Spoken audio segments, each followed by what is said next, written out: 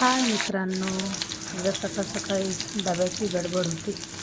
भाजीला काय नसल्यामुळे मसूरची साधी सोपी आपली सुकी डाळच बनवून दिली. सासूबाईंना उशीर होत होता, त्याच्यामुळे झटकीपटच आपली जी मसूरची सुकी डाळ बनवून दिली. त्याने कांदा, टोमॅटो, मिरची, जिरं तर तेलामध्ये पूर्ण छान परतून मसूरची डाळ स्वच्छ धुवून अशी टाकली. हळद वगैरे सगळं अगोदरच टाकलं.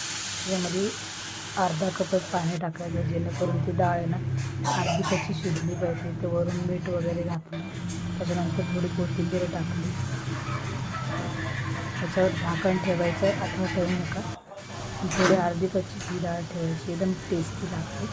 भातासोबत तर खूपच छान लागते. एकदा करून बघा, झटपट एकदम साधी आणि सोपी. हे बघा, आता याच्यातलं पूर्ण पाणी सोकून द्यायचं. झालेली आहे आपली मसूरची डाळ रेडी. बाय.